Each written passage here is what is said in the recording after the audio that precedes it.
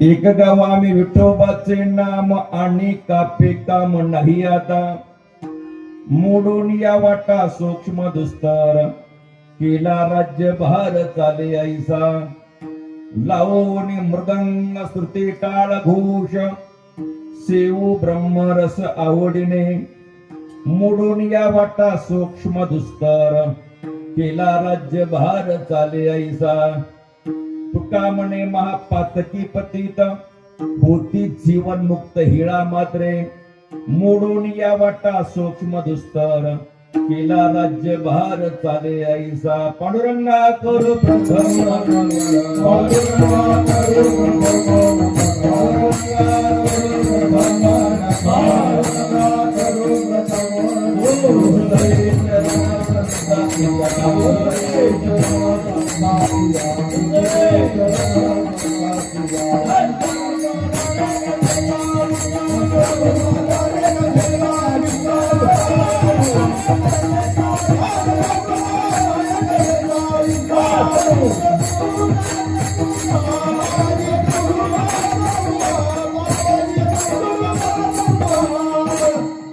पांडुरंगा गुरु प्रथम नमान दुसरे चरण संतापिया, त्यांच्या कृपादाने कथेचा विस्तारो, बाबाजी सद्गुरु दास दुका, अलंकापुरी रम्य सिंहासनस्थं, पदं भोदिस्फुरति प्रदेशं, विधीन्द्रादिदेवस्तदास्तु यमानं समाधिस्थ मूर्तिं वदे ज्ञानदेवम्। ओम नमो ज्ञानेश्वराय।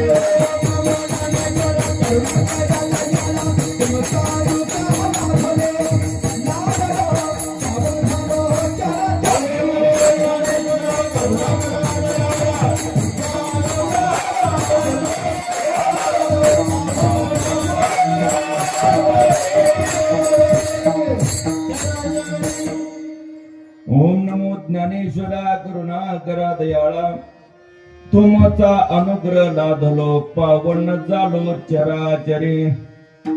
एक गाव आम्ही विठोबाचे नाम, एक गाव आम्ही विठोबाचे नाम आणि कापे काम नाही आता, मोडून या वाटा सूक्ष्म दुस्तर, केला राज्यभार चाले ऐसा। प्रस्तुत कीर्तन रूपी सेवे करता निवडलेला अभंग, देहूचे सुप्रसिद्ध साधू, वैराग्याचे मूर्तिमंत पुतळे शोधारक, जगद्गुरु जगतमान्य जगतवंदनीय सकल संत कंठभूषण संत तुकोबार यांचा 4 चरणाचा सुंदर असा अभंग सेवे करता निवडलेला आहे. सेवेला आरंभ करण्यापूर्वी थोडासा परिहार द्यायचा तो असा की आपल्या या सणसवाडी गावामध्ये विठ्ठल रुक्मिणीच्या या प्रांगणामध्ये भगवान परमात्म्याच्या कृपेने, प्रभू रामचंद्राच्या साधू संतांच्या आशीर्वादाने, गावकरी टाळकरी माळकरी माता भगिनी तरुण मंडळ यांच्या अमोल सहकार्याने परम आदरणीय योगी अखिलगिरीजी महाराज नैरेश्वर देवस्थान मंदिर यांच्या उपस्थितीमध्ये सर्व महाराज मंडळी म्हणा, गुणीजन मंडळी म्हणा, वारकरी मंडळी म्हणा यांच्या उपस्थितीमध्ये, त्याच्यामध्ये विणीकरी असतील, स्पेशल चिपळ्यावाले त्या ठिकाणी असतील, आमचे आळंदीचे सर्व महाराज मंडळ या ठिकाणी उपस्थित आहेत. त्याच्यामध्ये परम आदरणीय आत्माराम महाराज आहेत, गणेश महाराज आहेत, योगेश महाराज आहेत, माऊली महाराज आहेत. भविष्यातील कीर्तनकार म्हणा, मृदंगाचार्य म्हणा, अधिकरून गायनाचार्य म्हणा, त्याच्यामध्ये अक्षय महाराज आहेत, जीवन महाराज आहेत, ज्ञानेश्वर महाराज आहेत, पांडुरंग महाराज त्या ठिकाणी आहे. आमच्या सोबत आलेले युवा कीर्तनकार ज्यांनी आत्ताच चाल गायलेली आहे असे वैभव महाराज काळे, पेटी वादक म्हणा, मृदंग वाजवण्याकरता स्वतः आदरणीय पूजनीय महाराज या ठिकाणी उपस्थित आहे. आजच्या या कार्यक्रमाची वैभव महाराज मला एक विशेषता पाहायला त्या ठिकाणी भेटली. एकतर वातावरण सर्व स्वच्छ आणि सुंदर त्या ठिकाणी आहे. आल्यानंतरही विठ्ठल रुक्मिणी मातेचं दर्शन त्या ठिकाणी घेतलं. पुन्हा फेटा बनल्यानंतर सुद्धा दर्शनाचा योग त्या ठिकाणी आला. अनेक आश्चर्य घडलं. सिस्टीम वाल्याने सुद्धा आमच्या त्या ठिकाणी पाया पडावं, म्हणजे इतर ठिकाणी काय तसं योग त्या ठिकाणी नाही, पण ते आल्या आल्या माझ्या पाय त्या ठिकाणी पडले.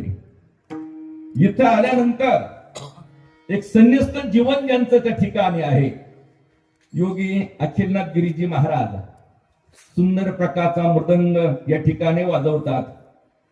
जिथं पाहिजे ते, मला वाटतं हे अनुभव प्रत्यक्ष त्या ठिकाणी घेतलेला आहे आणि मग त्या ठिकाणी अशा प्रकारचा वाजवतात. गुरुग्रहामध्ये राहून महाराजांनी ही कला आत्मसात त्या ठिकाणी केली. पण संन्यासी वेशामध्ये माझ्या जीवनामध्ये प्रथमच एक महात्मे मृदंग वाजवतात. विठ्ठल विठ्ठल,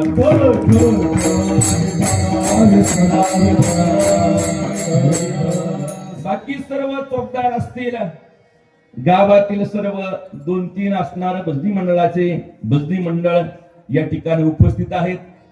त्याच्यामध्ये भैरवनाथ भजनी मंडळ आहे, अजून पांडुरंग भजनी मंडळ या ठिकाणी उपस्थित आहेत. परम आदरणीय मागे भुजबळ साहेबांकडे कार्यक्रमाला आलो. आदरणीय अध्यक्ष हरगुडे साहेब यांनी मला या तारखेचा योग या ठिकाणी आणलेला आहे. इथं आल्यानंतर इथले अध्यक्ष असतील, सीतारामजी कांचन त्या ठिकाणी असतील, तुकारामजी दरेकर असतील, विष्णुभाऊ गोसावी असतील, रामदास दरेकर आमचे आप्पा त्या ठिकाणी असेल, आदी करून ट्रस्ट मधील सर्व मंडळी त्या ठिकाणी असेल. आणि सर्वात मोठा वाटा जो उचलला जातो ना, तो अन्नदानाचा. सर्वाभूती द्यावे अन्न द्रव्य पात्र विचारून. अन्नदान करताना कोणालाही करावं, भुकेलेल्या द्यावे अन्न, पण द्रव्य देताना पात्राचा त्या ठिकाणी विचार करावा. वर्गणी देणारे म्हणा, सहकार्य करणारी मंडळी म्हणा, गेले 25 वर्षापासून हे मंडळ सेवा करतात आणि हे सप्ताहात यंदा तर 26वे वर्ष आहे. विठ्ठल विठ्ठल,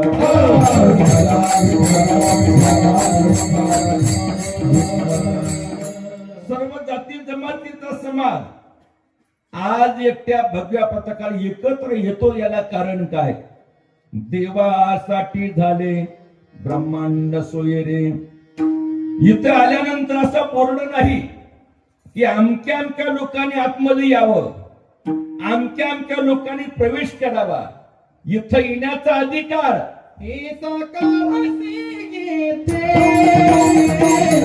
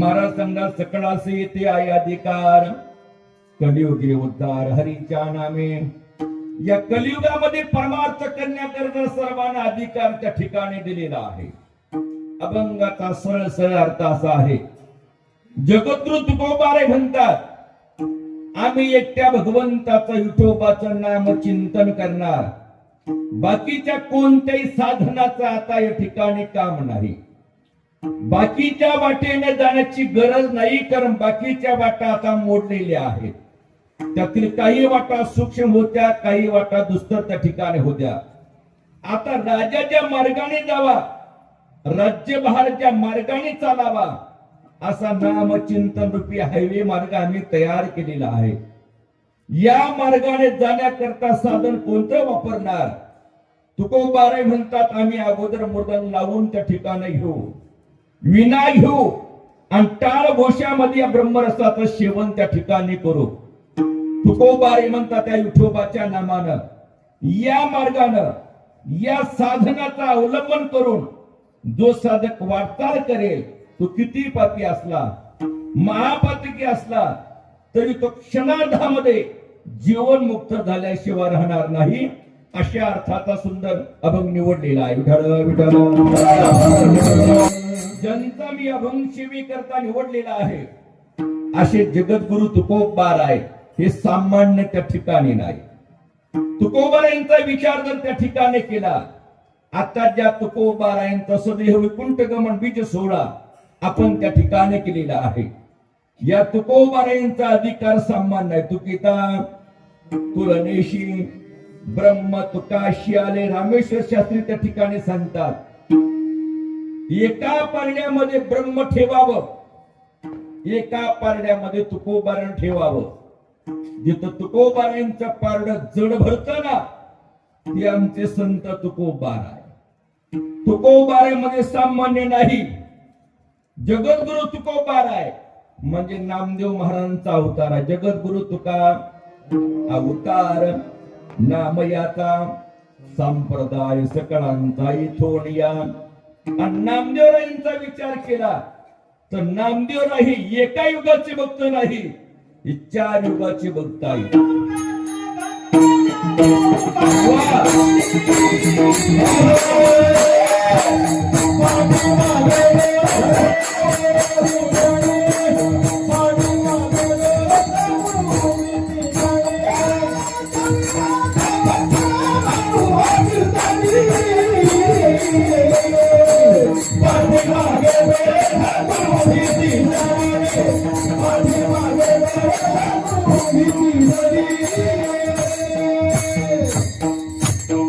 महाराज बोलतात कलियुगाचा भक्त नामा उभा कीर्तने पाठीमागे डोळे झाकून भीती जणे ऐका ऐका नामदेव महाराज 4 युगाचे भक्त होते सत्ययुगामध्ये नामदेव महाराज प्रल्हाद होते द्वापार युगामध्ये उद्धव होते त्रेतायुगामध्ये अंगद होते आणि कलियुगामध्ये नामदेव महाराज झाले.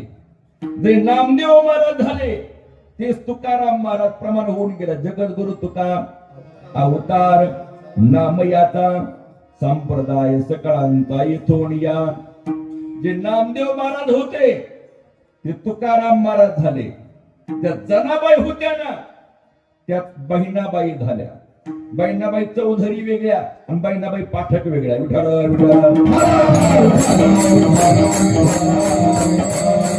बहिणाबाई पाठक या ब्राह्मण होत्या. त्या बहिणाबाईंचा सुद्धा अभंग गाथा आहे.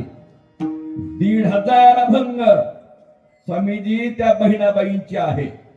त्यातला एक अभंग तुमच्या पाठ आहे. संत कृपा झाली इमारत फळाली ज्ञानदेवर चिला पाया उभारी रे देवालया. जनार्दन एकनाथ खामदिला भागवत तुका झालाशी कळस भजन करा सावकास. आणि शेवटचं चरण बहिणी फडकते ध्वजा निरूपण केले ओजा. तो बहिणाबाईंचा अभंग त्या ठिकाणी आहे. ही परंपरा आपण त्या ठिकाणी बघा.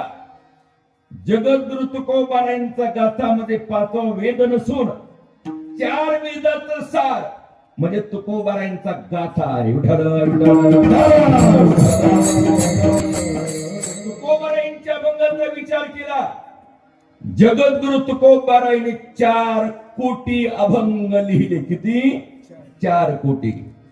कारण नामदेव महाराजांची प्रतिज्ञा होती 100 तुझे करीना भंग. देवा मी तुझे 100 कोटी अभंग करीन. पण त्या असणाऱ्या नामदेव महाराज त्यांच्या कुटुंबाने 96 कोटी अभंग लिहिले. 4 करोड अभंग कमी पडले. प्रमाणाची संख्या सांगे 100 कोटी उरले ते शेवटी लावी तुका.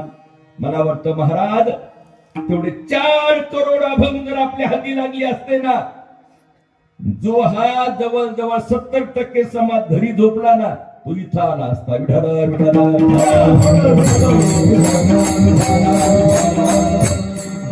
मला या सणसवाडीचं वातावरण एवढं आवडलं ना, टोप्यावाले माणसं आता पाहायला भेटत नाही बघा. मुंबई भागामध्ये सुद्धा लोकांनी टोप्या टिकून ठेवलेल्या आहे. स्वामीजी कंपनी जाणारी माणसं पण कीर्तनामध्ये यायचं ठरलं ना धोतर घालतात, शर्ट घालतात, टोपी घालतात. कंपनीतले काही साहेब लोक तिथं हरगुडे साहेब ओळखतच नाही यातले महाराज कोणते असावे.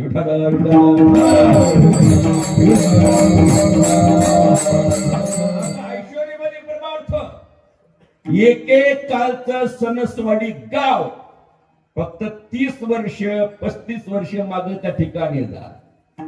मजूर भेटत नव्हती या सणसवाडी गावामध्ये. बागायती भाग नाही, चपराशिवाय घर त्या ठिकाणी नाही.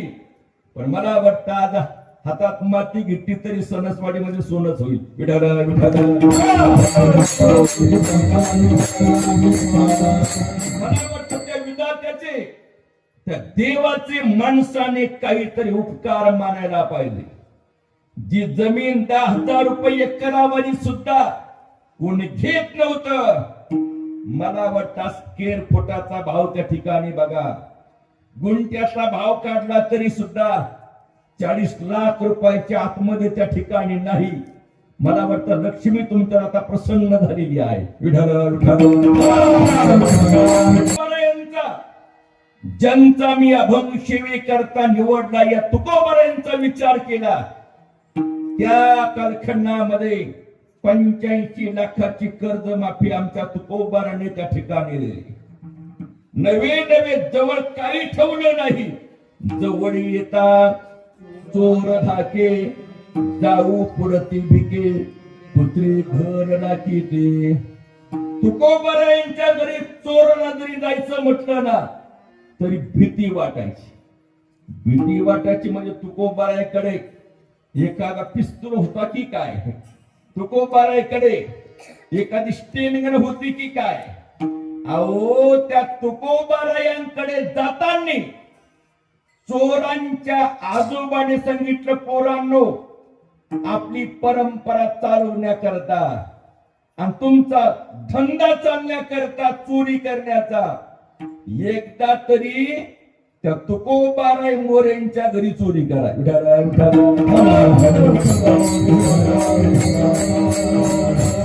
असं चोरांच्या आजोबाने सांगितलं.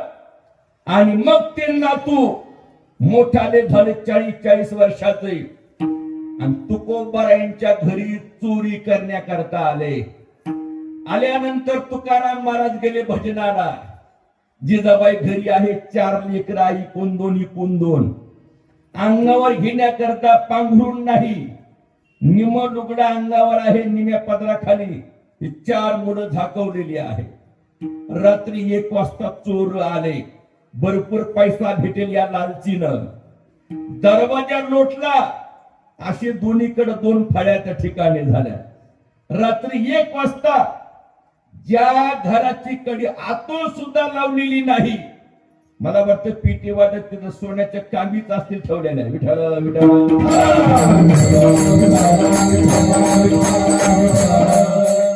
त्या चोराने महाराज समोरचं दृश्य बघितलं. थंडीमध्ये ते 4 लकले असं कुडकुड त्या ठिकाणी करतात. कोंबडीच्या पकाखाली जसे पिलं घुसावे असे ते बालक त्या पदराखाली घुसलेले आहे. नुसते पाहतच राहिले बघा. त्यातील मोरक्या म्हणतो, अरे रामभाऊ, तुला काय दिसतं का समोर? म्हटलं दिसतंय ना. पाहतो काय मग? खांद्यावरचं घोंगड आहे ना, त्यांच्या अंगावर टाकन चल इथून. तिथून पुढे चोरला सुद्धा धाक पडायचा. तिथं काही भेटणार नाही, पण आपल्या अंगावर त्यांना द्यावा लागेल. विठ्ठल विठ्ठल.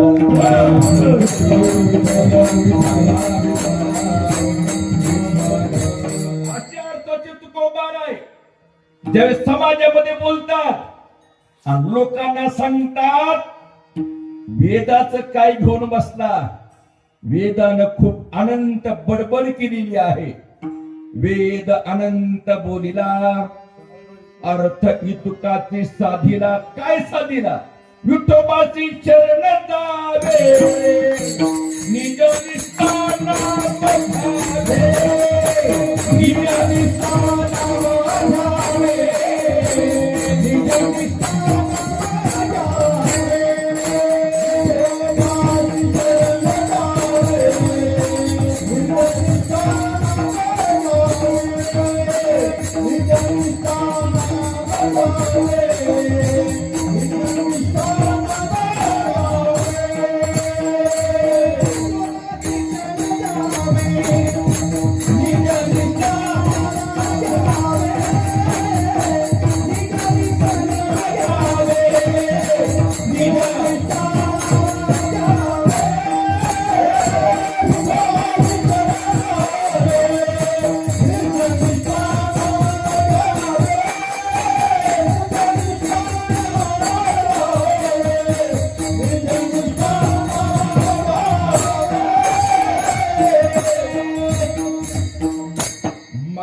विठोबाशी शरण जावे, निज निष्ठा नाम घ्यावे. प्रत्येक युगामध्ये भक्तीचं साधन वेगळं सांगितलं आणि कलियुगामध्ये मात्र भक्तीचं साधन वेगळं सांगितलं. कृतेदाय तो विष्णू त्रेतायाम युजतोमुखे द्वापारी परिचर्यानाम कलो तद हरि कीर्तनात. कलियुगामध्ये काय करावं? कलियुगामध्ये करावे कीर्तन, तेने नारायण देल भेटी नामस कीर्तन. साधन पै सोपे, जळतील पापे जन्मांतरीचे. तुका म्हणे सोपे, आहे सर्वाहुने, शहा तो धने घेतो येथे. ज्ञानदेव म्हणे, नाम हे सुलभ, सर्वत्र दुर्लभ, युरळा जाणे. विष्णू प्रणपकते श्लोक आले बघा. अशात भया तथा कामात, स्नेहात भया तथा देवा, स्नेहात वा सुदर्शार्यम विष्णुर्नामा गहरीच. हसता हसता म्हटलं ना तरी पुण्य आहे, द्वेषाने म्हटलं ना जे हरी तरी पण पुण्य आहे, क्रोधामध्ये म्हटलं ना तरी पुण्य त्या ठिकाणी आहे. असं कलियुगामध्ये सर्वात श्रेष्ठ विठोबाचं नाम आहे. विठ्ठल विठ्ठल.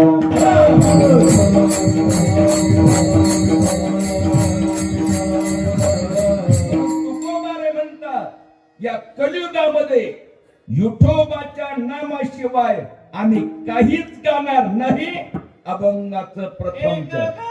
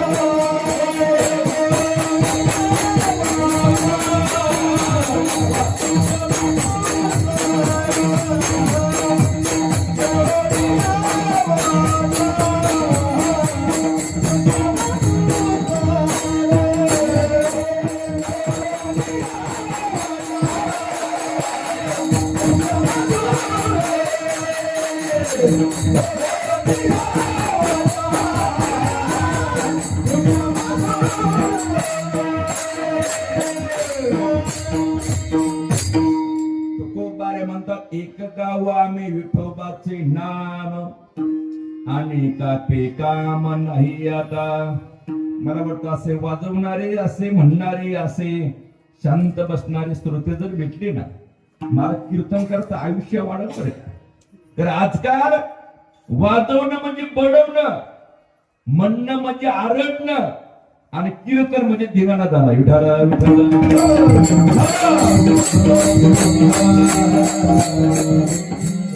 नवीन ऐकण्याला असं वाटतं यांचे आवाज चालतात म्हणजे मध्ये मध्ये गुळ देतात ना, म्हणून यांचा आवाज चालतो त्या ठिकाणी.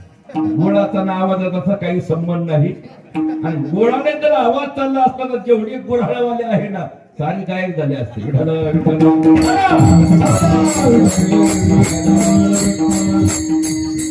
तेवढ्या पुरतं घशाला कोरड पडली तर त्याचा तो आधार त्या ठिकाणी आहे. गुळाचा आणि आवाजाचा काही संबंध नाही. नंतर हे बघून घरी गुळ नेतात आणि पुढं टाळ घेऊन उभा राहतात त्या ठिकाणी, त्याचा काही संबंध त्या ठिकाणी नाही. हे वाजवण्याकरता असेल, म्हणण्याकरता असेल, याला फार विषयाचं चिंतन त्या ठिकाणी करावं लागतं आणि कीर्तन त्या ठिकाणी ऐकावं लागतात. तेव्हा त्या गोष्टी त्या ठिकाणी प्राप्त होतात. आळंदी परिसर आहे, पुणे परिसर आहे, पुणे तेथे काय येऊ नये म्हणून तर ज्ञानोबारे म्हणतात पुण्याची गणना पुण्याची नाही पुण्याची. तुकोबाराने आपल्या जीवनातली, आपल्या साधनेतली एक निष्ठता, एक विदता त्याचा विषयी प्रतिपादन करतात. संसार असो वा परमार्थ असो, जीवनामध्ये एक विदता, एक निष्ठता फार महत्वाची त्या ठिकाणी आहे. गुरुवारी आमचे मारुती बाबा कोरेकर दृष्टांत त्या ठिकाणी सांगायचे. काय झालं, एका माणसाला 4 मुलं, पण काही काम करायचे, काही नुसते हिंडायचे. वडिलांना थोडासा रागच आला. सांगितलं, हे बघा तुम्ही आता तुमचा कारभार त्या ठिकाणी बघायचा आहे. एवढी शेती आपल्याकडे आहे, 5-5 एकर शेती सर्वांना देऊन टाकतो, तुमच्या पद्धतीनं जीवन त्या ठिकाणी जगायचं. त्यातले 3 जण होते ना, कष्टाळू होते, त्यांनी ती शेती उभी केलेली आहे. माहिती होतं सर्व शेतीतलं त्या ठिकाणी, पण एकदा नुसता फिरणारा होता ना, 5 एकर जमीन वाट्याला आली, पण नेमकं काय करावं याचाच त्याला मेल त्या ठिकाणी लागेना. काय पिकावं, कसं काय करावं, त्याने विचार केला. या शेतीला सर्वात अगोदर खत महत्वाचे आहे. लगे गेला शहरामध्ये आणि 2-2.5 लाखाचे खत त्या ठिकाणी आणले. चांगल्या विद्यापीठाचं बी महत्वाचं आहे, विद्यापीठामध्ये गेला, चांगल्या प्रतीचं बी त्या ठिकाणी आणलेलं आहे. सर्व लोकांचं उगून आलं तेव्हा यांनी पेरला सुरुवात केली.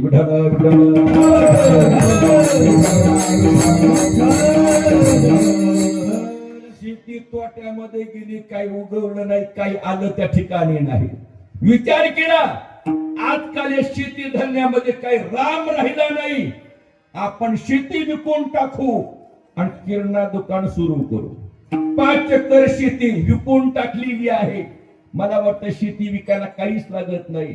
त्या मंडईमध्ये एक आमची माऊली नथीवाली काष्टी साडी नेसलेली आहे आणि वांग्याची पाठी घेऊन त्या ठिकाणी बसली. सकाळी सकाळी गेलाय का, काय भाव दिले वांगे, 50 रुपये किलो. लगीन खाली टाकून दिला, चालला पुढं. मावशीला राग आला. अरे भाऊ, म्हटले बोहानीचं गिराईक, नुसता भाव केला 20 रुपये किलो काय घेणार, पण आता बोहानीचं गिराईक, तू जर माझा माल घेतला नाही तर माझे वांगे कसे विकतील. तर म्हटला, मावशी काळजी करू नका, माझा हात त्या पाठीला लागला ना, ते वांगे राहणार नाही. म्हटले कसं काय, म्हटले वडिलाची 25 एकर जमीन होती, नुसता हात लागला, गुंठा राहिली नाही.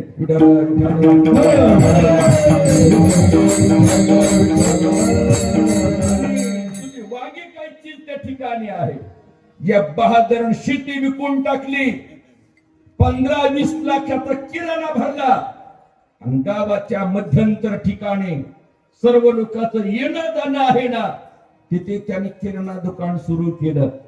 याने नवीन किराणा दुकान सुरू केल्यामुळं शेती विकली, लक्षामध्ये घ्या, आणि किराणा दुकान सुरू केलं. दुसऱ्या वर्षामध्ये याने दुकान सुरू केल्यामुळं ज्या लोकांचे पहिल्या दुकानात खाते थकले होते ना, त्यांनी याच्या दुकानात खाते सुरू केले. बरं, हा नवीन दुकानदार असल्यामुळं जो येईल ना त्याला उधार माल देऊ लागला. एक मोठ्यांचं वाक्य आहे, उधार जैसा धंदा नहीं, बीमार जैसा आराम नहीं, लेकिन मरने का डर है. उधार जैसा धंदा नहीं, लेकिन डूबने का डर है.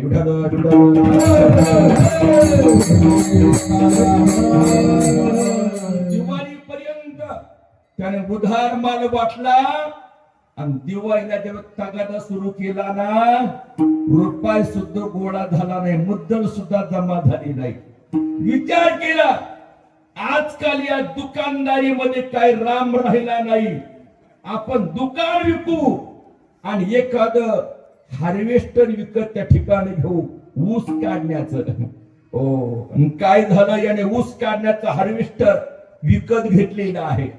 ऊसाची कटिंग करण्याचं हार्वेस्टर विकत घेतलं. ज्या वर्षी याने ऊस काढण्याचं हार्वेस्टर घेतलं त्या वर्षी असा दुष्काळ पडला, असा दुष्काळ पडला, साऱ्या लोकांनी गहूच पेरले. आता ऊसाच्या हार्वेस्टरने काय गहू काढेल का?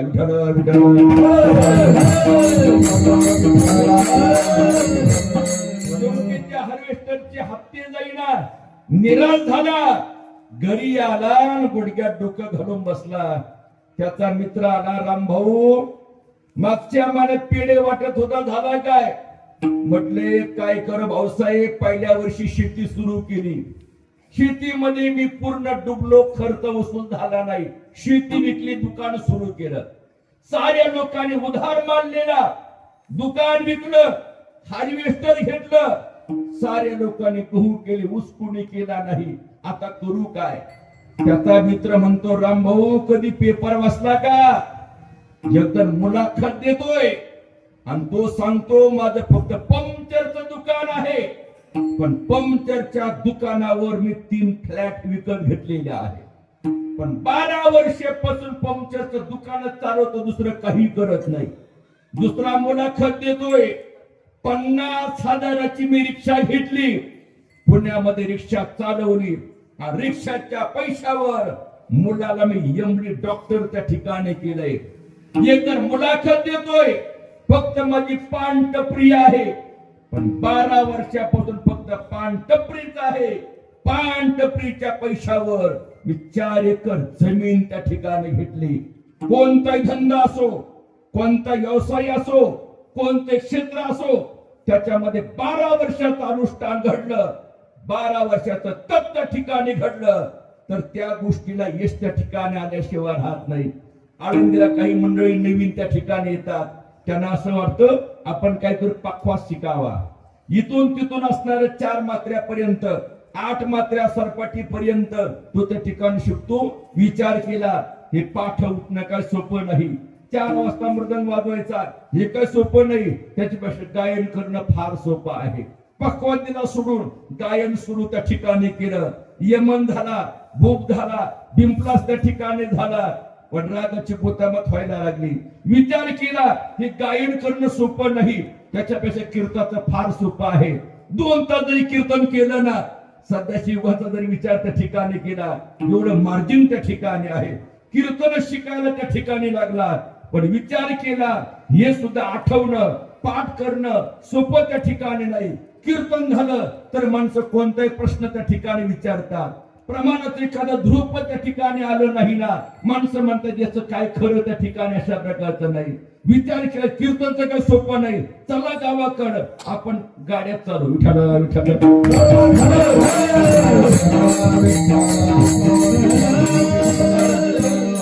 आदरणीय योगी आमचे असणारे आदरणीय अखिलनाथ गिरीजी महाराज या ठिकाणी मृदंग वाजवतात. मला वाटतं, तुम्हाला असं वाटतं का महाराज फक्त 6 महिने मृदंग शिकले असावे आणि लगेच त्यांना जमलं असावं? मला वाटतं नुसता तालामध्ये हरिपाठ वाजवण्याकरता 1 वर्ष त्या ठिकाणी जातं. मी ज्यावेळेस मृदंग शिकलो त्या ठिकाणी मला नुसतं हरिपाठ वाजवण्याकरता 3 वर्ष लागले. विठ्ठल विठ्ठल.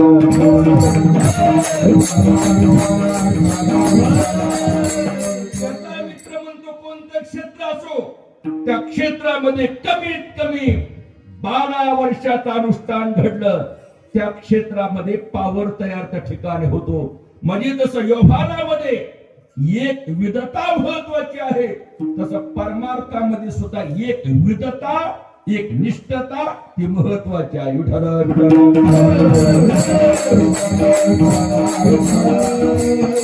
एक निष्ठता. तुकोबारे म्हणतात, एक गाव आम्ही विठोबाचे नाम अनेकाचे काम नाही आता. सरळ अर्थ, अनेकाचे काम नाही आता. आता म्हणजे केव्हा?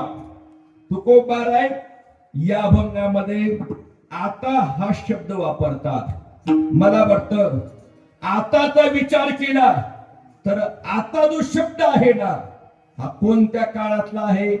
आता या ठिकाणी कीर्तन चालू आहे. कोणता काळ झाला? वर्तमान काळ. माणसं हुशार आहे बरं त्या ठिकाणी.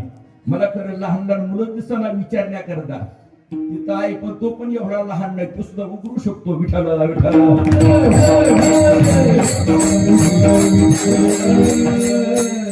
आता या ठिकाणी कीर्तन चालू आहे. हा झाला वर्तमान काळ. काळ आदरणीय माऊली महाराज टिंबुरकर यांचे कीर्तन होते. कोणता काळ झाला? भूतकाळ. उद्या माऊली महाराज मस्के यांचे कीर्तन होणार आहे. कोणता काळ झाला? भविष्यकाळ. आता आपण संधान त्या ठिकाणी साधलं. मग आता या ठिकाणी कीर्तन चालू आहे. हा झाला वर्तमान काळ. आता जो शब्द आहे ना, हा वर्तमान कालवाचक शब्द आहे. मग मला वाटतं 2 तासाचा हाही वर्तमान काल होऊ शकतो. 100 वर्षाचा पूर्ण जन्माचा हाही वर्तमान काल होऊ शकतो. जगद्गुरु तुकोबाराय कीर्तनामध्ये उभे राहिले असावे. जगद्गुरु तुकोबारायने अगोदर एकादशीची कीर्तन केली. काही संतांचे प्रमाण पाठ केले असे तुकोबारांच्या गाथामध्ये आलेले आहे. संताच्या वचन मी पाठांतर केले आणि सुरुवातीला मी एकादशीला कीर्तन त्या ठिकाणी केले. मग तुकोबाराय कीर्तनामध्ये उभे राहिले असावे आणि तुकोबारांचं 9 ते 11 कीर्तन सुरू झालं असावं. तुकोबाराने सांगितलं असावं, लोकांनो, दिवसभर कोणी दुकान चालवलं असेल, दिवसभर कोणी टपरी चालवली असेल, दिवसभर कोणी गाडी चालवली असेल, दिवसभर कोणी शेतामध्ये काम केलं असेल, पण आता कीर्तनामध्ये आपण आलो ना, एक गाव आम्ही विठोबाचे नाम आणि कापे काम नाही. आता 2 तास विठोबाच्या नामाशिवाय आपल्याला कोणतंही काम त्या ठिकाणी नाही. हाही वर्तमान काल होऊ शकतो. किंवा तुकोबाराने सांगितलं असावं, हे बघा लोकांनो, मागचा जन्म कोणाचा होता माहिती नाही, पुढचा जन्म कोणाचा भेटणार माहिती नाही. आता माणसाचा जन्म भेटला ना, याच देईगडे देवाचे भजन अनेक हे ज्ञान नाही कोठे. याच देहामध्ये भगवंताने इंद्रिय प्रदान केलेली आहे. दिले इंद्रिय हात पाय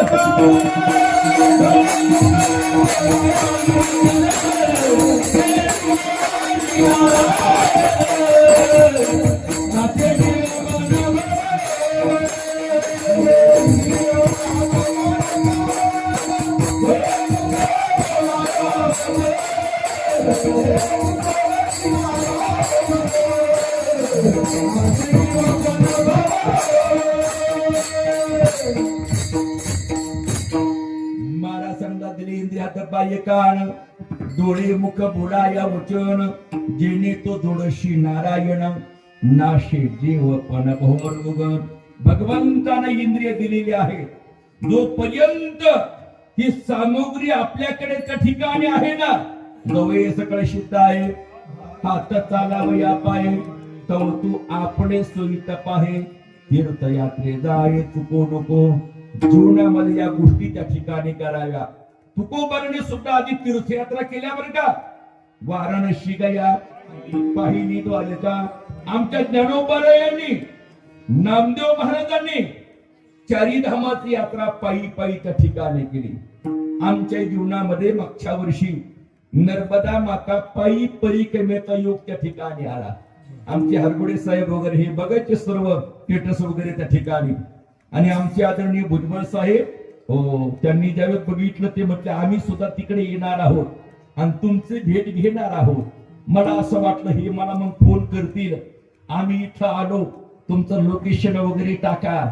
आमचे अवतार असे झाले होते की आमचा फोटो आरशामध्ये आम्हाला ओळखत नव्हता की तुम्हीच आहे का म्हणून त्या ठिकाणी. बघा, लोकांनी थिएटर बघितल्यानंतर ते म्हणायचे आवाज तर चांगदेव महाराज काळे यांचाच आहे, पण त्यात काही कोणी दिसेल ना, एक मथुरे माणूस दिसून दाढीवाला.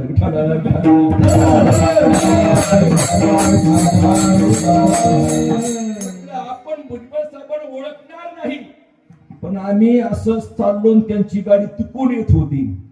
आमचे ते गहिनाथ महाराज म्हणून त्या ठिकाणी होते. आम्ही दोघं आमचे अवतार गुडी कलिलूम त्या ठिकाणी दाढी वाढलेली, त्यावेळी 3 महिने झालेले त्या परिक्रमेला. त्याने बरोबर ओळखलं. गाडीवरून डायरेक्ट आमच्याजवळ उभी केली आणि जेव्हा ते खाली उतरले म्हटलं तुम्ही आम्हाला ओळखलं कसं?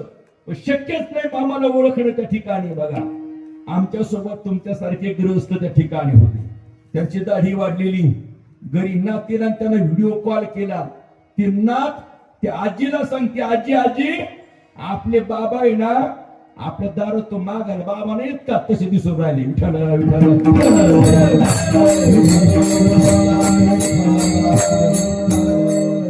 ओळखलं आणि त्या ठिकाणी थांबले. मला सांगायचंय साधू विषयी म्हणा, साधना करणाऱ्या साधकाविषयी जर आत्मीयता असेल ना, या गोष्टी घडतात. विठ्ठल विठ्ठल.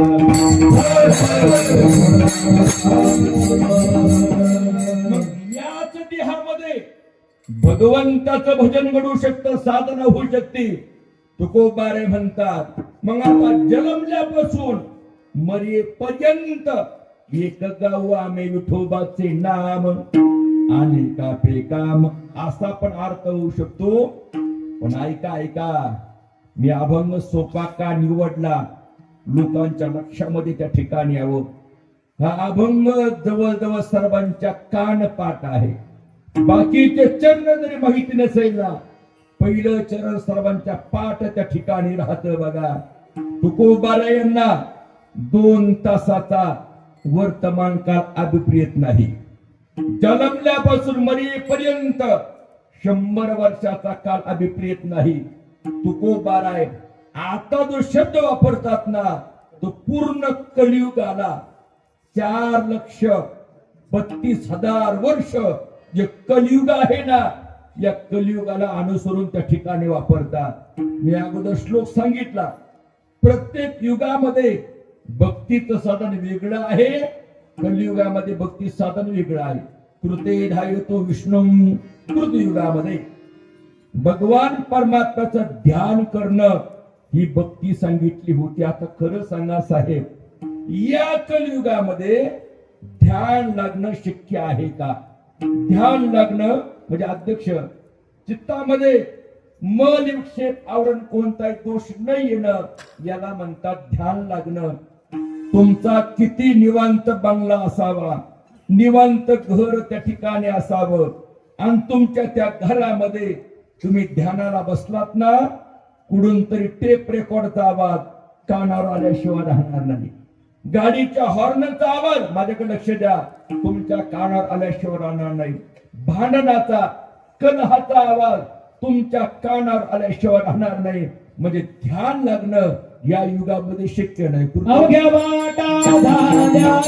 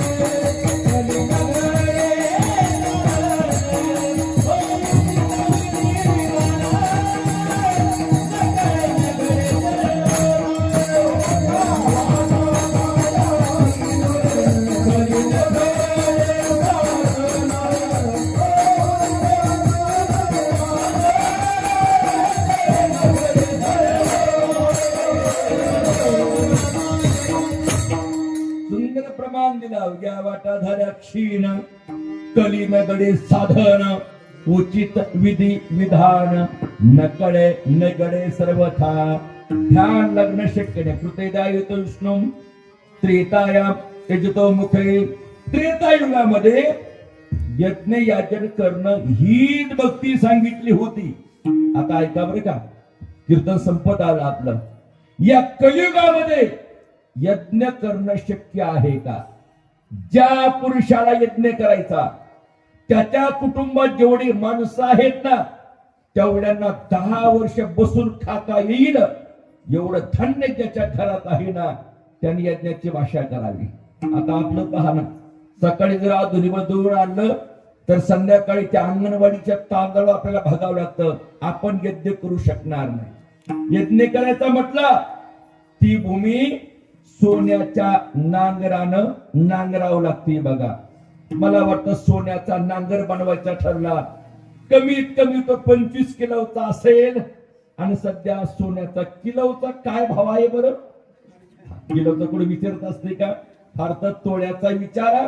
आजचा भाव मला वाटतं कमीत कमी 1,66,000 रुपये तोळा त्या ठिकाणी असेल. आता सोनं करायला चान्स नाही, आता सोनं फक्त मोडायला चान्स आहे.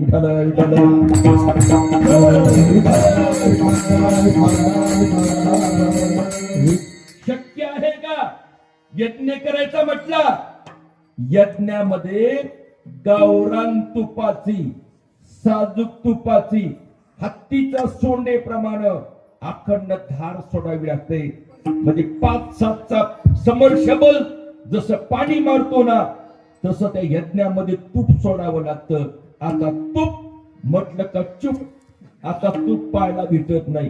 गाव रान एकच माहिती, गावात विकत घ्यायचं रानात नेऊन खायचं, गाव रान एवढंच माहिती आहे त्या ठिकाणी. आपण यज्ञ करू शकणार तेतायाम एकदमुख आहे द्वापारी परिचर्यानाम. द्वापार युगामध्ये भगवंताची पूजा करणं हीच भक्ती सांगितली होती.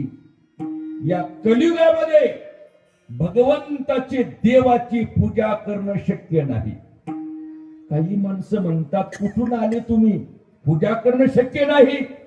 एकदम कीर्तात उठला म्हटला महाराज असं बोलणं सोडून द्या, पूजा करणं शक्य नाही. त्याने सांगितलं आमचे आजोबा 3-3 तास पूजा करतात आणि पूजा केली, पूजा केल्याशिवाय ते बिडी सुद्धा पिटीत नाही. विठाला विठाला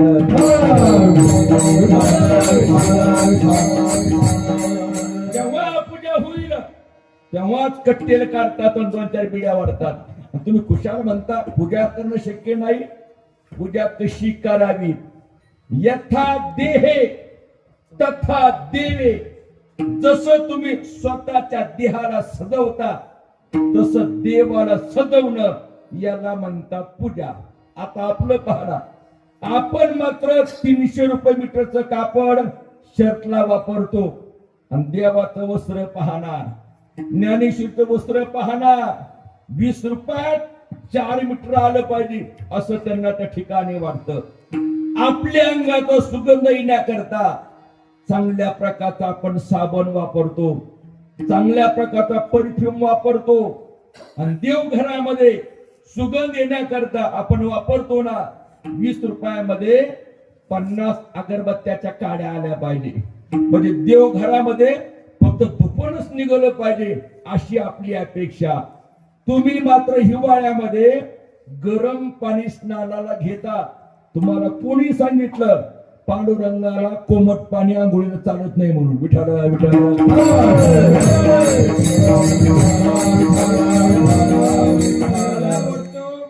त्या श्रावण महिन्यामध्ये मारुती रायला सुद्धा थंडी तापीच्या गोळ्या घ्यावा लागत असतील बघा. एवढं माणसं गार पाणी ओततात त्या ठिकाणी. जसं तुम्ही स्वतःच्या देहाला सजवता तसं देवाला सजवणं याला म्हणतात पूजा. मला वाटतं मोठमोठे संस्थान जे आहे ना, समजा आळंदीचं संस्थान, तशी पूजा पाहायला भेटेल. पांडुरंगाची पूजा तशी पूजा पाहायला भेटेल. आमच्याकडे आले तर दत्तात्रयांचं मंदिर आहे देवगडला, तशी पूजा पाहायला भेटेल. उत्तर भारतामध्ये घरोघरी अशी पूजा पाहायला भेटेल, पण प्रत्येकाला तशी पूजा करणं शक्य नाही. म्हणून सांगितलं कलो तद हरी कीर्तनात. कलियुगामध्ये कीर्तन करावं म्हणजे नामचिंतन करावं. कलियुगामाची करावी कीर्तन.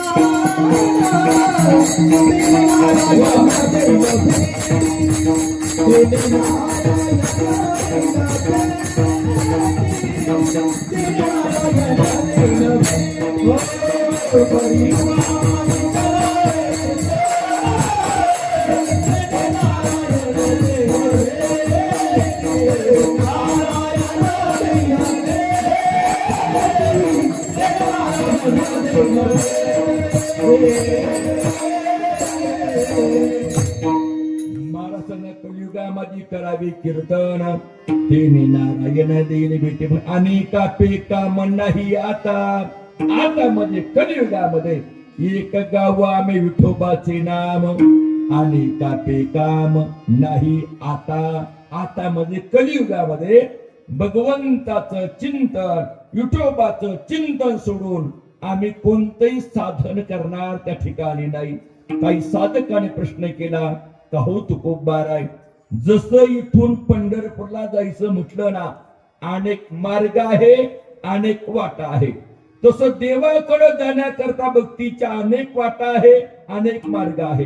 मग नामचिंतन सोडून आम्ही दुसऱ्या वाटेने गेलो, तुमचं काही मत? तुकोबारे म्हणतात नामचिंतन सोडून दुसऱ्या वाटेने तुम्हाला देवाकडे जायचं असेल ना, माझं काही मत नाही, पण त्या वाटेने जाण्याकरता त्या वाटा मोडून गेल्या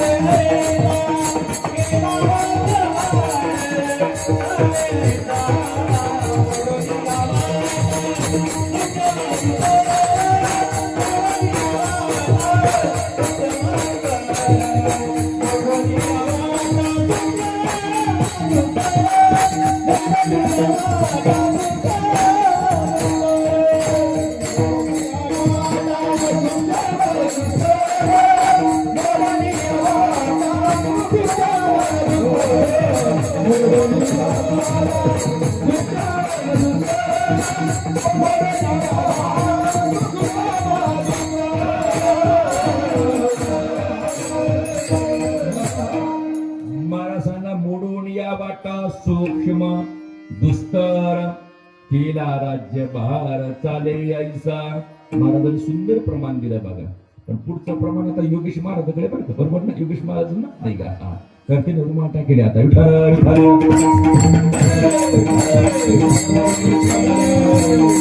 शेवटी तुम्ही आम्ही खेळी मिळी गदारोळी आनंदी. आपली माती आपली माणसं, आपलीच माणसं आपण मातीत नाही घालायची.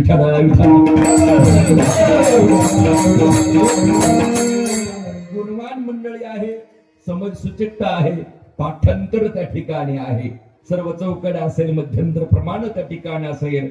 नाही का? आमचे गुरुवर्य आणि गुले बाबा सांगायचे, आळंदीमध्ये एखादा दगड जरी आला ना तरी त्याचं परीस होऊन त्या ठिकाणी जातो. नाही का?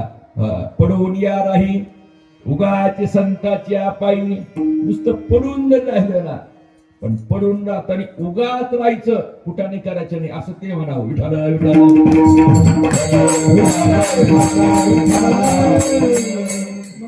किती वर्ष राहिलं याला महत्व त्या ठिकाणी नाही बघा. 1992 ला 10वी झाल्यानंतर आमच्या वडिलांनी, आमच्या मेहुण्यांनी आम्हाला आळंदीला आणून त्या ठिकाणी घातलं. त्यावेळेस आमच्या निवासावरून शिवाजीनगर पर्यंत येण्याकरता, आळंदीला जाण्याकरता फक्त 43 रुपये लागायचे. आळंदीवरून देहुला जाण्याकरता आणि 2.25 रुपये लागायचे. वर 3 रुपये द्यायचे, पुन्हा 25 रुपये माग त्या ठिकाणी मागायचे त्या ठिकाणी बघा. असा तो कालखंड. हरगुडे साहेब, भुजबळ साहेब आम्ही कधी बसने प्रवास केला नाही. इकडं फाट्यावर आलो का ट्रकला हात करायचा त्या ठिकाणी. 20 रुपये चटणं कर.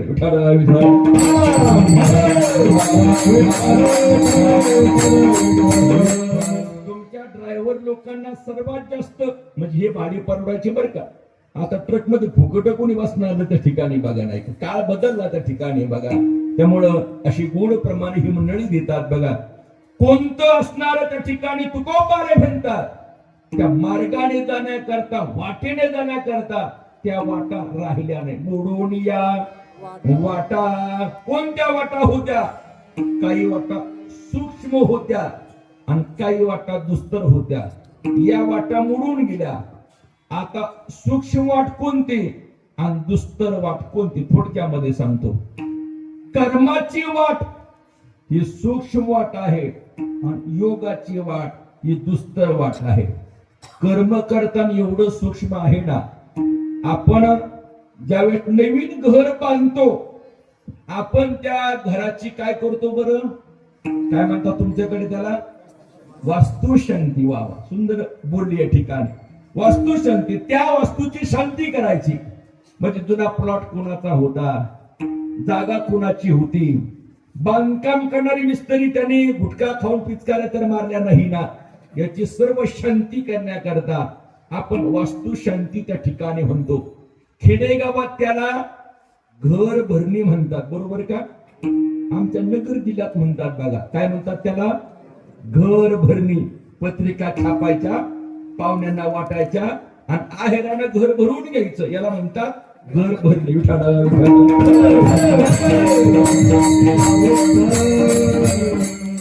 ब्राह्मण काकाला आपण सांगतो, ब्राह्मण काका सांगतात, हे बघा, हे यजमान आहेत ना, त्यांनी 12 वाजेपर्यंत अर्थात पूजा होईपर्यंत अन्न ग्रहण करायचं नाही. याला सकाळीच वडापाव खायची सवय नाही का? ब्राह्मण काका म्हणतात, ज्यांनी पूजेला बसायचं त्यांनी काही खायचं नाही, मध्यंतर बोलायचं नाही, पूजा करताना सुद्धा काही खायचं नाही, पाणी प्यायचं नाही. आणि मग हा पूजेला बसतो. ब्राह्मण काका सांगतात, आचमन करा. याला तहान लागेल असती ना, ही पाणी हातावर टाक तोंडामध्ये, ही पाणी हातावर टाक तोंडामध्ये. आचमन करताना पाणी किती घ्यावं शास्त्रामध्ये उदाहरण आलेलं आहे. उडदाचा दाना भिजेल एवढंच पाणी तळहातावर आचमन करताना घ्यावं. जास्त घेतलं, कमी घेतलं, मद्यप्राशन केल्याचं अर्थात दारू पिल्याचं पाक ते यजमान लागतं बघा. मंत्र म्हणताना थोडा जरी चुकला ना, मंत्राचा थोडा तो थडचे होय विडा. एवढं कर्म सूक्ष्म आहे. कर्माची वाट ही सूक्ष्म वाट आहे आणि योगाची वाट ही दुस्तर वाट आहे. योग अवघड आहे कोणी म्हणावं, मृदंग वाजवणं अवघड आहे कोणी म्हणावं, आमच्या स्वामीजीनं म्हणावं, मृदंग वाजवणं सोपं नाही. प्रमाणामध्ये प्रमाण, जसं आपण मगाशी म्हटला, तरी त्या पद्धतीनं बोल बदलावं लागतात, ताल बदलावा लागतो. लगी म्हणा, धुमाळी म्हणा, किंवा दादर असेल, केरवा असेल, द्रुपद धमाल ठिकाणी असेल, त्या पद्धतीनं वाजवावं लागतो. त्यांनी म्हणावं, हे वाजवणं अवघड त्या ठिकाणी आहे. कुस्त्या खेळणं अवघड आहे कोणी म्हणावं, दररोज कोरा चहा पिणाऱ्यांनी म्हणावं का? नाही ना त्या ठिकाणी.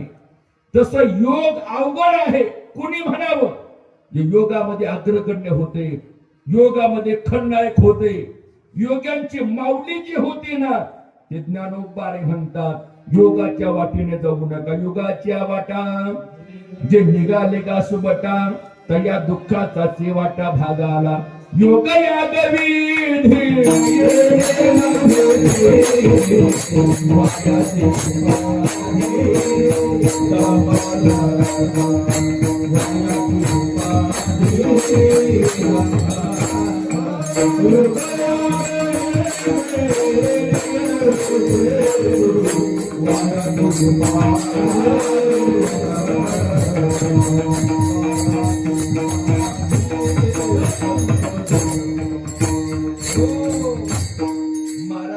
योग याग विधी येणे नवे सिद्धी, वायाची उपाधी धम्म धर्म. ज्ञानोबा योगी होते, तरी पण तुम्हाला सांगतात योग करू नका, योगाच्या वाटेने जाऊ नका, दुःख तुमच्या वाटेला येईल असं ज्ञानोबाने म्हणतात. म्हणजे कर्माची वाटी सूक्ष्म वाट आहे, योगाची वाटी दुस्तर वाट आहे, म्हणजे अवघड वाट आहे. या वाटा मोडून गेल्या, वाटा मोडून गेल्या म्हणजे अख्खं गाव टिकाव खोरे घेऊन गेलं आणि ती वाट खादून काढली का? एखादा जुना म्हातारा तुमच्या गावात येतो तो म्हणतो, अहो ते आळंदीला जायला जुना एक मार्ग होता, राहिला नाही का? लोक म्हटले, बाबा ते आता नवीन डांबरीकरण झाल्यामुळं ती वाट मोडून गेली. मोडून गेली म्हणजे अख्खे लोक गेले आणि ती वाट खांबून काढली का? डांबरीकरण झाल्यामुळं, जुन्या वाटेने कोणी न गेल्यामुळं ती आपाप मोडती, मोडावी लागत नाही. तसं तुकोबारे म्हणतात, नामचिंतन रूपी हायवे मार्ग तयार झाल्यामुळं कर्माच्या वाटेनं, योगाच्या वाटेनं कोणी न गेल्यामुळं त्या वाटा आपाप मोडल्या. प्रमाण झालं आपला अवघ्या वाटा झाल्या क्षीण, कलीन घडे साधन, उचित विधी विधान, न कळे न घडे सर्वथा. पण मोडून या वाटा सूक्ष्म दुस्तर केला राज्यभार चाले ऐसा. राज्यभार चाले ऐसा, राजा ज्या मार्गाने जावा असा नामचिंतन रूपी केला राज्यभार चाले ऐसा. काय जुने लोक म्हणायचे शेलाराचे भार चाले ऐसा. नवीनच मी गावाकडे गेलो आळंदीहून. 8 वर्ष आळंदीला थांबलो, 3 वर्ष मृदंग शिकलो, 4 वर्ष संस्थेमध्ये काढले, 2 वर्ष राऊत बाबाकडे चातुर्मास त्या ठिकाणी केला आणि गेलो गावाकडं. आमच्याकडे मुलगा झाला, मुलगी झाली का 5वीचं किंवा 12वीचं भजन करतात. तुमच्याकडे करतात का? ज्याच्या पोराची 5वी तो गाव पिऊन पाड्याला, पण तरी त्याच्या घरी भजन करायला लागतं, तर सतत वर्गणीला काम येतो. विठाला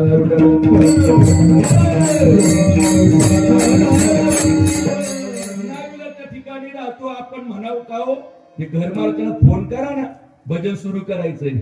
मग तरी म्हणती त्याला तिकडच मरू द्या, तुमचं भजन करून घ्या. तो जर आला ना तो भजन करून द्यायचं नाही.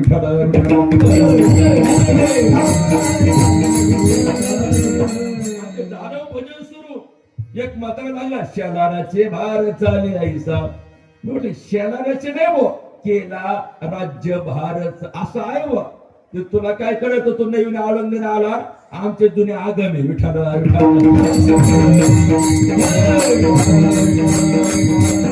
केला राज्य भारत चाले ऐसा. राज्य आपल्या भारासहित सैन्य समेत ज्या मार्गाने जावा असा नामचिंतन रूपी हायवे मार्ग तयार केला.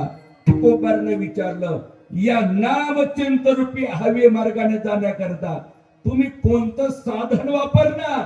तर 3 साधनाची नावं सांगतात अभंगाच्या 3ऱ्या चरणामध्ये. लावणी मृदंगा,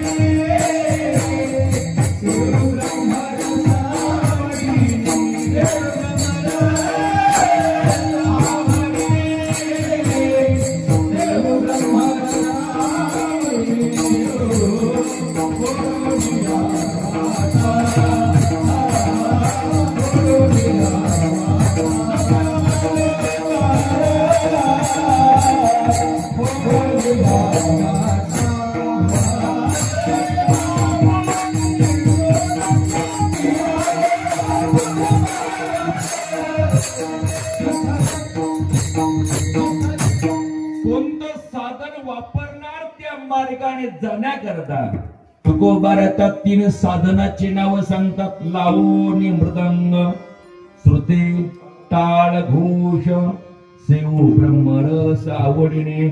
तुकोबाने म्हणतात जो मृदंग आहे ना, आम्ही अगोदर लावून घेऊ. लावणी मृदंग, त्या स्वरामध्ये कीर्तन आम्हाला करायचंय, त्या स्वरामध्ये भजन करायचं, त्या स्वरामध्ये मृदंग आम्ही लावून घेऊ. लावणी मृदंग. तुकोबाला या साधनाला मृदंग त्या ठिकाणी म्हणतात. उद्या या मृदंगाखाली मोठी सतरंजी टाका.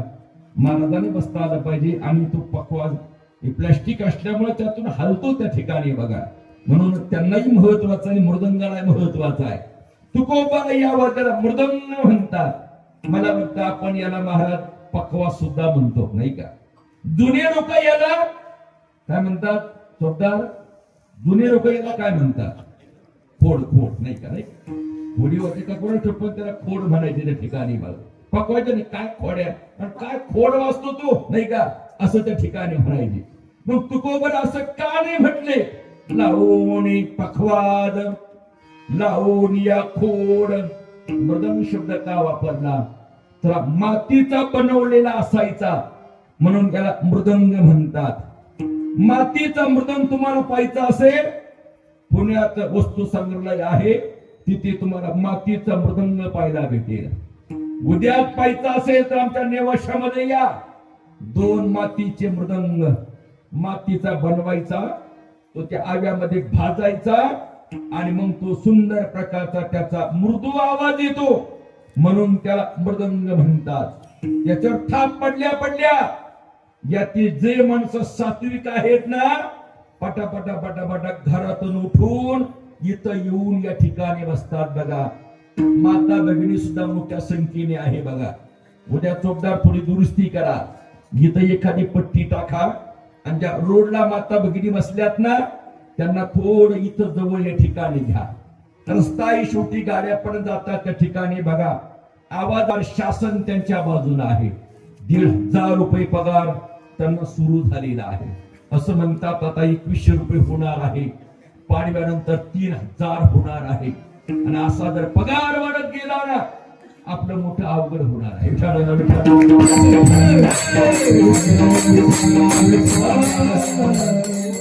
सध्या मार्केटमध्ये यांचीच गर्दी आहे ना, यांचीच गर्दी, महिलांचीच गर्दी सर्व मार्केटमध्ये बघा.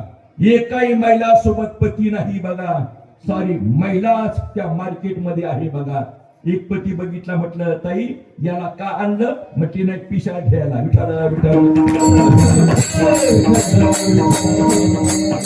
इथून पुढे तुम्हाला व्यवसाय करायचा ना, महिलांच्या संबंधाने करा.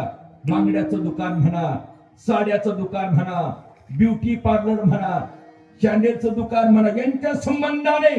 कारण सध्या पैसा यांच्याकडे आहे बघा. काही माणसाला काही छाप घ्यायची म्हटली ना, यांच्याकडे 20 रुपये घ्यावे लागतात.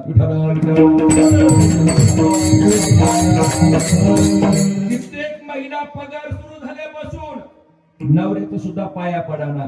परवा दिवशी मी त्या अहमदनगर मध्ये, अहिल्यानगर मध्ये गेलो. भुजबळ साहेब त्या मार्केटमध्ये 80 वर्षाचा म्हातारा, 75 वर्षाची म्हातारी आणि त्या पत्नीचा म्हातारीचा हात धरून आणि तो गल्लीमध्ये मार्केटमध्ये चाललाय. मी विचार केला, म्हटलं बाबा या वयामध्ये तुमचं काय प्रेम आहे? या वयात जर तुमचं एवढं प्रेम आहे, तारुण्यामध्ये किती प्रेम असेल? बाबांनी उत्तर दिलं, म्हटले महाराज प्रेम तसले काही भानगड नाही. म्हटले मग एवढं हात धरून का चाललात म्हातारीचा? म्हटले ती असं आहे, म्हातारीचा हात जर सोडला ना, म्हातारी कोणत्या दुकानात घुसती.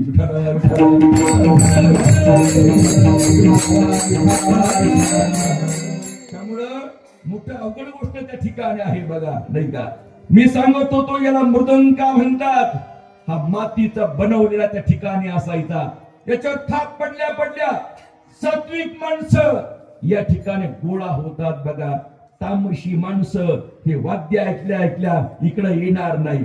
हे जर 5.25ची पुडी असती, याला नट लावलेली असते, इकडून जर मेल लावलेलं असतं आणि टंग टंग टंग असा आवाज आला असता, तुम्हाला पुढे जागा भेटली असती का?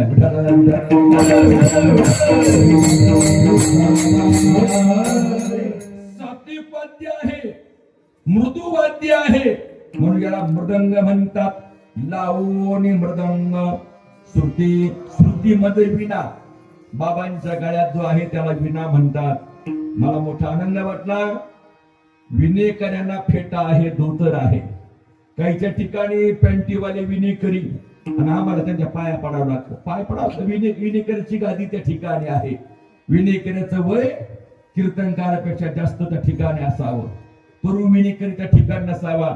दर्शन घेता आलं पाहिजे. त्या वाद्याला स्तुती म्हणतात, त्याला विना म्हणतात. किती सुंदर विना आहे. नाविन्यपूर्ण विना त्या ठिकाणी आहे. नवा विना त्या ठिकाणी आहे आणि याला श्रुती म्हणतात. त्या विण्याला तारा किती असतात बरं? किती तारा असतात तुमच्याकडे? मला कीर्तन संपलं, 7 मिनिटं राहिले माझ्याकडे फक्त. किती राहतात? 5 राहतात. हुशार माणसं आहेत. काही ठिकाणी 4 सांगतात, पण 5 तारा असतात.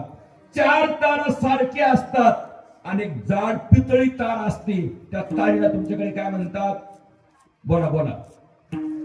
4 तारी सारख्या असतात आणि 5वी पितळी जाड तार असते. त्याला काय म्हणतात तुमच्याकडे? काय म्हणतात? बोला ना. 25 वर्ष सप्त्याला 26 वर्ष आहे ना. काय म्हणतात त्याला? झाऱ्या तर बुंदी काढायचं राहतो.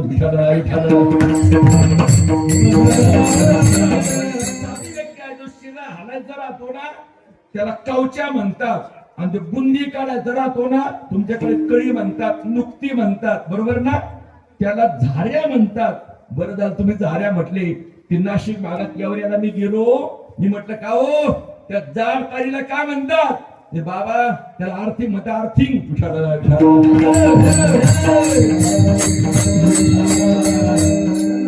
5 मिनिट सप्लाय असतील 4 आणि ही आर्थिंग असन. त्याला खर्च स्वर म्हटलं जातं. विरुद्ध साईडची तार आहे ना, त्याला पंचम स्वरामध्ये 2 तारावर बोट ठेवायचे आणि म्हटल्या 3 तारा त्या छेडायच्या. आळंदी भागामध्ये, पंढरपूर मध्ये विणा त्यांच्याकडे दिला जातो ज्याची जास्त अभंग पाठ आहे. आमच्या खेडेगावात तसं नाही बाबा. हो महाराज, आमच्या खेडेगावात जे आडा टाळवा घेतो ना, त्याला इनेला गुतायचं.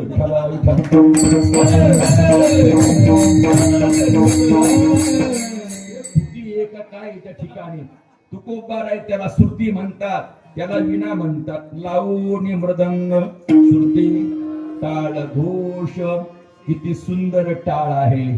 त्याला पट्टे आहे, कडे आहे, मणी आहे, गोंडे आहे. असे जर टाळ असेल ना, त्याचा आवाज कसा येतो? घोडा घोडा वाजते टाळ, धन धना नादर साळ. आणि काही लोक ते बाजारात जातात आणि निम्यात पैशाचे टाळ आणतात, पितळी टाळ आणतात.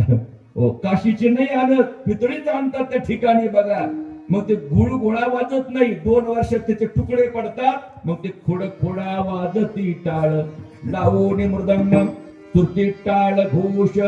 पिटीचा काय उल्लेख तुकोबाराने केला नाही. त्याचा अर्थ पिटी नव्हती असं नाही. औरंगजेब छत्रपतीचा कालखंड तो एकच आहे. त्या औरंगजेबाच्या कालखंड नाचगाणं चालायचं, पायपिटी होती, पण पिटी वाजवणं म्हणजे कॉपी करणं आहे. म्हणून त्याचा उल्लेख तुकोबाराने केला. लावणी मृदंग. आम्ही संस्थेची परीक्षा दिली ना, 1998 मी संस्थेची परीक्षा त्या ठिकाणी दिली. जर आपण तो अहवाल काढला ना, तर कीर्तनकारामध्ये 13व्या क्रमांकाला त्या बॅचला माझं नाव त्या ठिकाणी अहवालामध्ये तुम्हाला पाहिला त्या ठिकाणी भेटेल. सांगायचं तात्पर्य, त्या परीक्षेला आळंदीमध्ये पीटी राहत नाही बघा. लावणी मृदंग, श्रुती, टाळ, घोष. सेव ब्रह्मरस आवडीने. ब्रह्मरस ना भक्तिरस, त्याने आम्ही सेवन करू. आपण सुद्धा थोडं त्या ब्रह्मरसाचं सेवन करूया. गोपाल कुमार,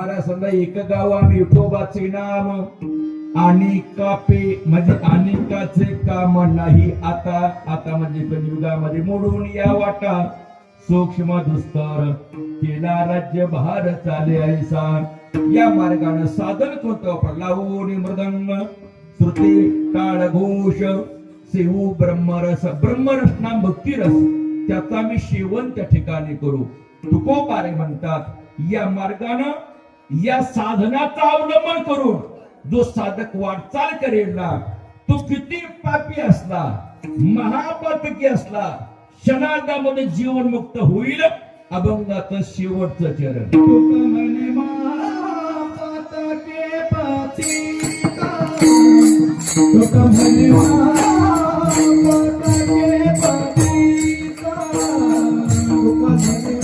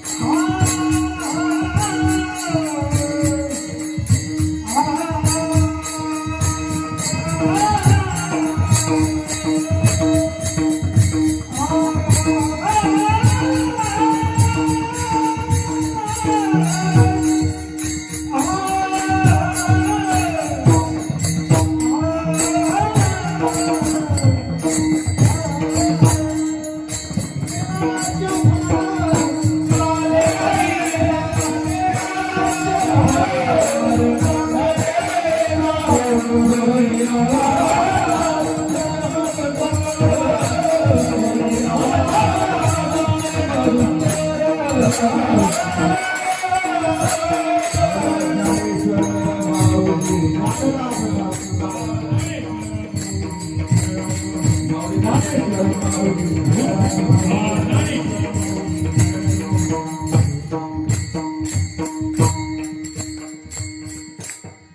म्हणे महापातकी पतित होते जीवन मुक्त हिळा मात्र किती पापी असला महापातकी असला होती जीवन मुक्त हिळा मात्रे म्हणजे क्षणार्धामध्ये तो जीवन मुक्त होतो.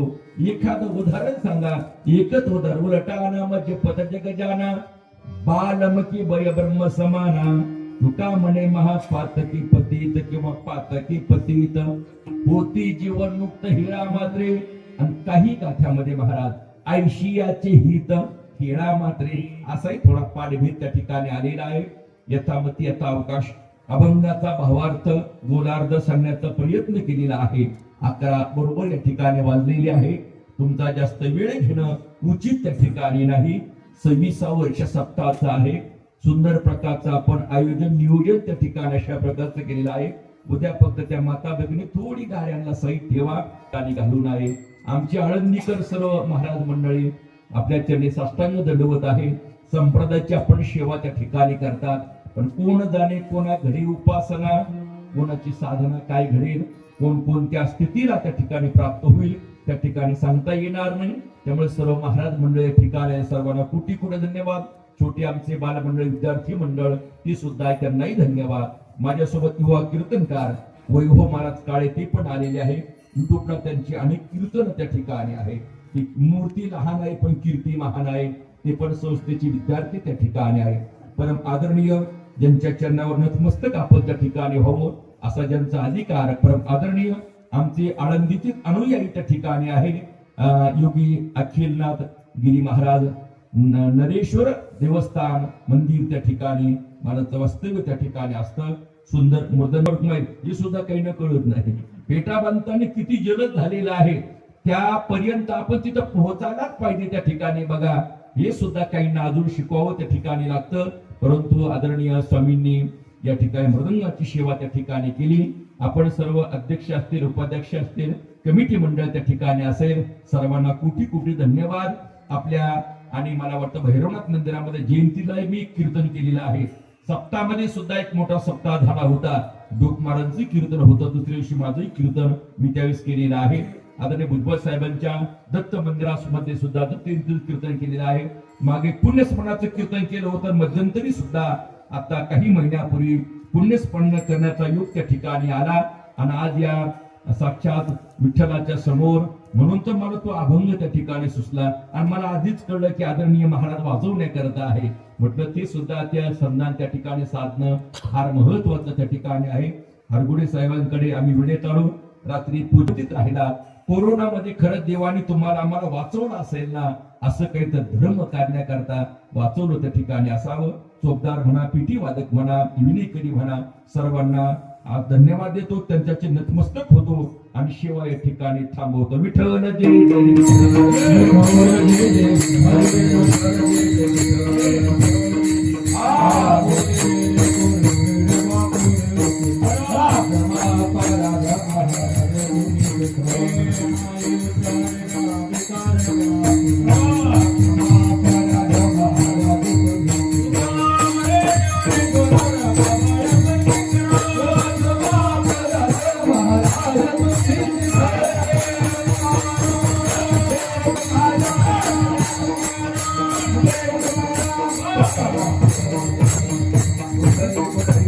जय चांगदेव महाराज काळे यांना शाल श्रीफळ देण्यासाठी कैलासवासी रामभाऊ महात्मा हरगुडे त्यांच्या स्मरणार्थ किसन अनिल उत्तम रामभाऊ हरगुडे यांनी यायचं आणि निखिल बाप्पू दरेकर पोपट चव्हाण यांचा सकाळी नाश्ता झाला.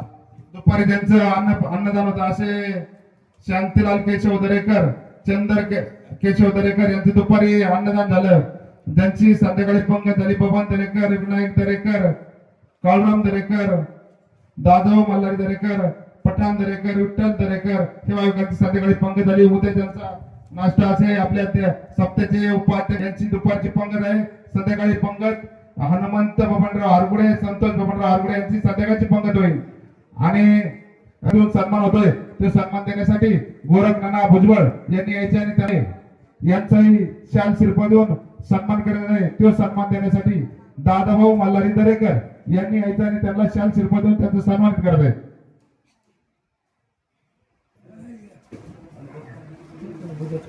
हा, उद्या त्यांचे कीर्तन रूपी सेवा आहे असे माऊली महाराज मस्के चांदगाव श्रीगोंदा यांचं उद्या कीर्तन रूपी सेवा होणार आहे. सर्वांनी या कीर्तनाचा लाभ घ्यायचा आहे.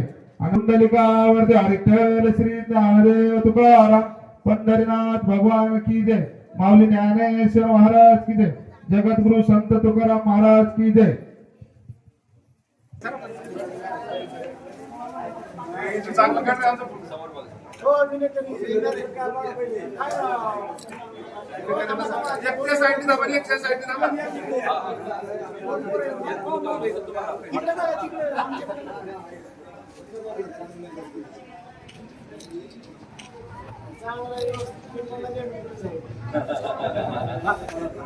आपण